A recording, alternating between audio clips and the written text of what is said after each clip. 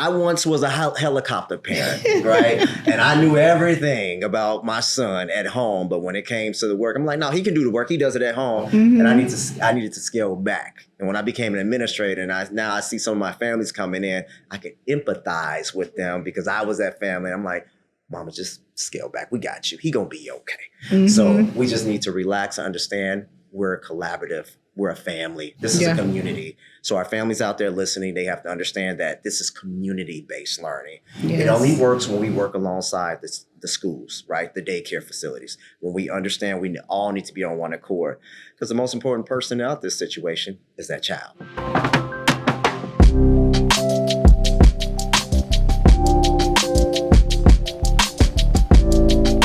In a world of dual language learners and global citizens, what really matters for families? Today, I'm joined here with Dr. Larue, principal of Hughes.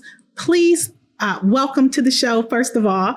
And then I want you to talk a little bit about your journey and what is important to you around creating global citizens. Yeah, absolutely. Well, first and foremost, thank you for having me here, part of this phenomenal platform. My name is Dr. Larue Fitch, principal here at Evans Hughes Elementary School. Just completed 1 full year, so I'm really excited. This is my 18th year, so I feel like I'm a grown educator now. I'm here in education. Really excited. So what got me into the question that you asked regarding globalized learning for our young scholars? I've always felt that students are put in a situation where they must become productive citizens in our globalized society. They have to be in a space where they can communicate effectively with people that don't look like them, right? That's very important. And to be able to acknowledge their identity in those spaces. It's important that they can think critically, they can articulate information, and they can have conceptualized learning happening at that age. When I look at our globalized society, I see nothing but opportunity, right? And I pour into our scholars. I feel that they have an open-minded approach to teaching and learning. So it's important as educators that we cultivate that skill set within our scholars and see the fruits of our hard labor and making sure that we paint that picture, provide that vision for our scholars so they can become productive citizens in our globalized society. Let me tell you, first of all, I remember when I walked into your school, I just immediately felt the value and the love that you have created in that space for young learners. When we think about this globalized society, what does that mean for our youngest learners, for our pre-K students? Yeah, absolutely. That's foundation, right? We have to create that classroom environment. We have to cultivate that understanding how does that look internally within the walls of our building and how we envision that scholar outside. It's being able to expose them to high order thinking questions. It's being able to probe them even at that young age. I feel that our students are inquiry-based learners and we have to provide them with those tools. More importantly, project-based learning opportunities, right? So they can critically think, analyze, articulate information in their own way. To showing that, listen, I can problem solve even at a younger age. That's very, very important. And being able to have that mindset and that ability takes them to the next level, right? So I feel at the young age, that early childhood, it is essential that we start with the babies because at the end of the day, they're going to matriculate in advance. But once we lay that foundation, the sky's the limit for those scholars. I'm so glad you said that because I think a lot of times when people think, early childhood, preschool, they want to put a limit on what those children are able to do. And I think I saw in your space the opposite, where they're being pushed and challenged to be more than what most folks would expect them to be. So it's not about just coming into the classroom and playing, but there's intentionality behind what they're doing. There's exposure to what's being put in front of them. And then there's also this belief system that's radiating through your building that you can do it. Yeah. So when you think about, pushing students to be better, to be more global minded. What mindsets or experiences do children need early on so that they can be what they need to be as adults? Absolutely. Being able to communicate effectively, establishing those relationships. That is a phenomenal question. And I was thinking about this prior to today's meeting, just thinking about introducing them to interdependent learning tasks, allowing them in a space to converse and work collaboratively with individuals that may not look like them, that may not come from the same lived experiences, Yeah. but being able to problem solve some sort of question that's being asked. Yeah. That's what it takes. That can start at the foundational level and listening. And it's the teacher's responsibility to walk around, to facilitate, to probe and ask those higher order thinking questions, even at the young age, right? And probe them, because that's the foundation, and that's very, very important. So I've always just seen it like some of those strategies that I utilize as a building leader is to making sure that we do have interdependent learning tasks, not just in intermediate or middle school, but introduce it at the foundational level. Right? So give me I know you probably have a ton of stories, but tell me like one example, and it doesn't have to be pre-K, but it could be your youngest grade where you may have seen that. I just want to give families an opportunity to get a glimpse of what that looks and feels and sounds like at a lower level. I know they know what it feels like in high school and middle school. Yeah. So for example, at a lower level, we're reading a story, right? And we're trying to find the main idea. Yeah, find the character, the settings, the things of that nature, right? So we ask an open-ended question to our scholars. Now, everybody has the same passage, but we're all provided the different questions to ask or to respond to based on trying to find the main idea. And everyone has a perspective. At the end of the day, we're going to find our main idea as you matriculate and go up. That is your theme.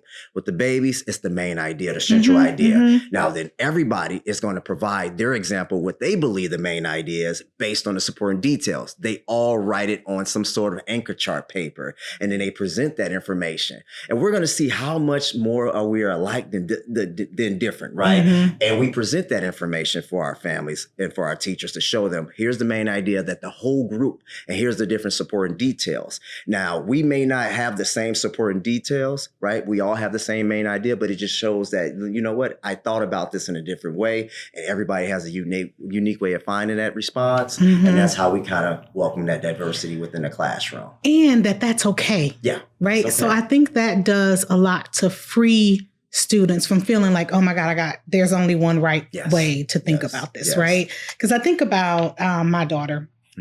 She's going to be 17 this year, and she struggled a little bit with anxiety and not wanting to really share out and speak out. And I put her in Project Sincere, which is like an engineering program. And it was so funny. I went to a showcase, and she said, Mom, they were showcasing they built like a robot thing. And so she was like, when I first got into the group, I didn't know anyone. And she was like, I was a little bit anxious. I didn't really want to participate right away. She was like, but we all had the opportunity to brainstorm and share how we think we could make this do whatever. They were making a robot. And she said, once I felt like I contributed, I felt more comfortable being in this group, because it's all boys. She's the only girl. She was like, I felt more comfortable being a part of this group to help solve this problem. And I think, as parents, that's all you can ask for is an opportunity and a space for your child to feel like they can belong and they add value to the space. I agree. If I can go a step further with that, I've always thought about that, even as an educator, as a father. Son is similar to your 17-year-old in that space. But as educators, we have to recognize that our scholars are coming in with different skill sets. You have a brain, but you have the left side and the right side. And you have to find a way to cater to both sides. One side may be procedurals, rote memorization. The other side is critical thinking, right? Analyzing, things like that. And that's why I'm always saying we have to create a space where students can Yes. show procedural efforts as an outcome. And then you have to create a space where it's like, okay, this is more project-based learning, hands-on material. Even with the babies at that young age, they shouldn't have to have the one way fit all syndrome, right? Right. We should be able to show them that any way that you can display your articulation of the information or proficiency should be in the ways that you want to show it. And that's critical when we talk about the foundation with our babies. And I think, too, that takes work, right? Yes. Because that means you got to then build teacher capacity to see that and acknowledge that and understand that and build on top of that. Yes. So that takes me and makes me want to think about families, right? So how does what we're talking about right now connect to what families are asking for? Yeah. Dual language, right? Global competence. What are you hearing and seeing from the family space? Yeah, families want to understand and learn more, right? I create a culture in my building where we have the dual language approach happening in early childhood. I want to ensure that our families, that if you put our babies in a space with students that may not look like them or even articulate information from them, but have the same perspective or approach to teaching and learning, they're going to learn. Students all learn best from each other. They do. And that's just like teachers and everyone else. Exactly. Yes. So I cultivate trust with my families to understand that. But the outcome is important. The outcome is that I want the babies to be productive citizens. I want them to be able to have conversations and to show that we're so much similar than we're disalike. So it's important that families recognize and understand, and they appreciate it. And I say this from my own personal experiences. I never had that. It was the one way fit all, right? And we have a remixed approach to teaching and learning with our early childhood.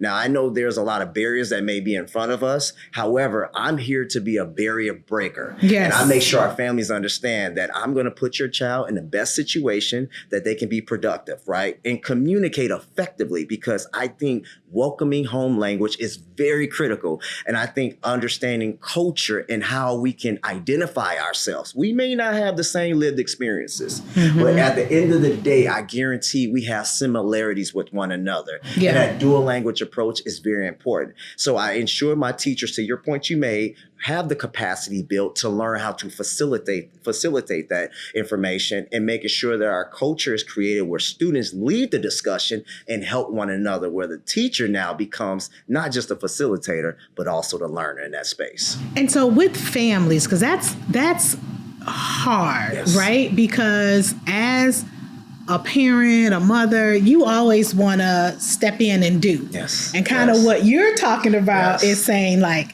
step back a little bit and give the student or child an opportunity. How do you get families to change that mindset? Yes, I would say it's twofold. Number one, getting families to change that mindset and getting the buy-in. Yeah. I get families to change the mindset because I can make a connection to them. I explain to them my personal experiences, right? And I talk to them about my own children and what we go through as a family to ensure that our children are in a space of success. And then at the end of the day, I walk with them. I work with them. I allow them to sit in my office to talk about this. Any questions you may have, I want to be here to answer those questions. So I make sure that I am accessible to my families, but you have to show our families. That's critical. That's true. You can tell them up and down, this is how it is or how it should be. And until you show them and you advocate for the change that needs to happen and how this look, the results of that child, you're not going to get the buy-in. So I get the buy-in because I advocate and I show them and I pour into them. So they don't look at me as just Dr. Fitch, the principal. They're looking at me as an extended family member. Like, That's great. He one of them. He really cares about my kid. Like at this time right here, Dr. Fitch, whatever you, guardian, whatever, I'm here because I care about you. This is bigger than me. And I tell the parents, this is bigger than you. I want our children to be better than both of us. In order for that to happen, we have to pour into these babies.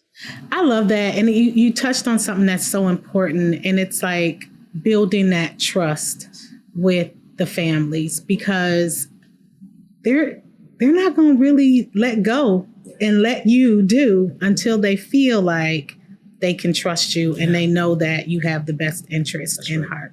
Now, you talked a little bit about your perspective as a parent. I want to talk about How do you see inclusive play-based environments helping all children, especially those children with special needs? So how do you feel like that helps engage and prepare them for the world? It prepares them tremendously. I speak from personal experiences. You know, my son's diagnosed with cerebral palsy, and my family and I made an acknowledgement. We're not going to treat him any differently. We're going to ensure that he is working collaboratively with gen ed students, because at the end of the day, those students learn best from him and he learns best from them. That's collaboration. That's right. And that's the best form of inclusion to me. Yes. So I look at it and let's say, holistic approach. Like at the end of the day, no matter what background or disability a child may have, everyone has a unique perspective about themselves, and they can offer context to anything, right? And it's important that we welcome that inclusion into the classroom, right? We're not just talking about disabilities. We're talking about race. We're talking about ethnic background. We're talking about everything. This is globalized learning. So I'm able to build that relational trust with my families, with my teachers, right? Staff members, because I live the experience. I talk about it. I advocate for it. Children with or without disabilities. I show them the end result. And I let them know that at the end of the day, we can all be in this collaboratively and we learn best from each other, but this is the steps that we need to do. In order for us to get to the end in mind, right, we must work collaboratively and we must welcome inclusion into our classrooms. I love it because sometimes I know particularly that could make some families uncomfortable and a little bit nervous, right? But I love the fact that you're taking the time to show them that we can all, regardless of whether it's language, whether it's disability, whether it's like whatever it is, we all have a space in this school, in this room, to learn, in this community, to learn from each other. I want to hear some of your stories. So just walk us through a little bit. What does this look like at Hughes? What does I know you got some favorite stories. I have a lot of stories. But one favorite story I would say is that one of the stories in particular, one of our family members, I believe she came to me just regarding her concern of students in the classroom that may display certain behaviors that she's not warranted to. And I reflected and really thought about that. And she was absolutely right. So it made me reflect on what did I need to do to be able to be an administrator at that time, because I understand as a parent, I wouldn't want my students in a space with certain students that act and display behaviors that we traditionally aren't bringing up our kids in. However, I was able to advocate for change because at the end of the day, those students have stories. I will never forget as a child growing up. And when I talk about being in the principal's office, and I can't believe I went from being in the principal's office to being a principal, I was in the principal's office every single day, but it was a teacher, Miss Ford, that took a chance on me, right? So I lead with a sense of intention when I walk through the building. I think about Miss Ford, even that child that you're like, okay, even that parent that may come up there, you're like, okay, we have to deal with it, because at the end of the day, it's going to take us with all wraparound supports to understand I can be a change, right? And I was that change. So even though we have some students that may display disabilities as far as behavior, let's talk about physical things of that nature, that some of our parents are like, I don't know. I walk around boots on the ground advocating, because I'm saying you never know who that child's going to be when they grow up. We have to be careful what we say about our children, and those children can learn from one another. See, we talk about inclusion, right? And if we want to see change behavior, we have to put them in a situation where they can problem solve. If it wasn't for Ms. Ford and other students in my classroom that I was not connected to, I didn't live in the same environment as them, but I was able to learn, maybe I should act like that. Maybe I should do things like that. Or other students were able to redirect me in a way that helped me to who I am today. So I'm advocating for that to our families to understand, like, listen, some things may happen at Charles Evans Hughes, right? And we have to recognize that. But at the end of the day, our students are learning best from each other, and they're going to have a changed behavior, because you may be looking at the next president right there. I love that. And I also think too, it's almost like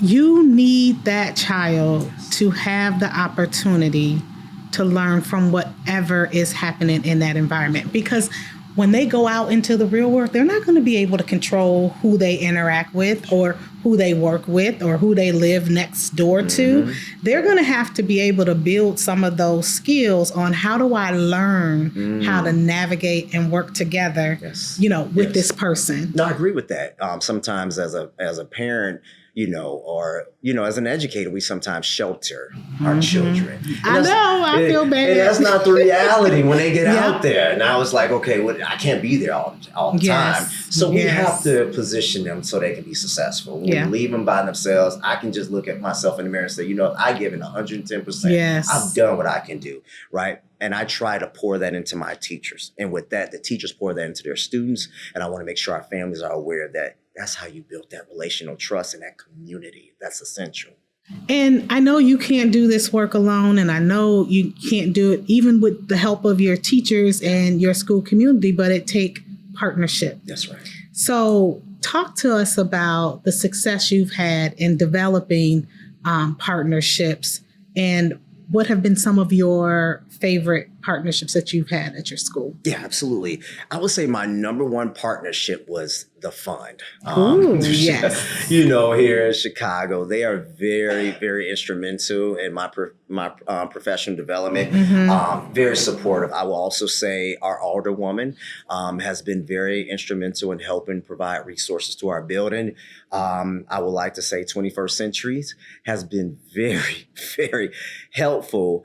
But to be honest with you, outside of all of that, because I deem myself as someone that's resilient and that's vulnerable in spaces, my assistant principal she's amazing. Is the greatest partner that I could have ever imagined. Yes. And it takes a vulnerable leader to say, I'm understanding early childhood because my coach and mentor in early childhood is my assistant principal that understands the role and can correct me and direct me in ways that I'm middle school up and down. So working alongside my assistant principal has been the greatest partner for me professionally and as well as personally, because I've taken some of the skills she's taught me, and I'm now going back to my son's school like, this is how it should be. In the back of my head, I'm getting my capacity built by my assistant principal. Well, I'm so glad you gave her your flowers. She's amazing, by the way. And you're not alone. We found that out of, let's say, 1,120 something elementary principals, only 56 have early childhood background. So I love that you're taking an opportunity to learn from your AP and to build your capacity around how to better support our youngest learners. Well, I want to give you one last opportunity to say something to families and help them to think about things that they can do at home to help build global citizens for the future before we end. So take this opportunity, speak to my family. They listen. Okay. Families, this is from Dr. Fitch. I would say professionally and personally mixed up together, what we can do at home. I believe listening. I think early interventions are critical. Early interventions are critical. And what you can do is address them immediately. Work alongside collaboratively, whether you're doing this daycare partnership, whether you're doing early childhood education, work in collaboration with those adults, right? They're coming from the skill set of understanding the pedagogical approach, right? And the policies. And sometimes as parents dealing with the little babies, it looks cute.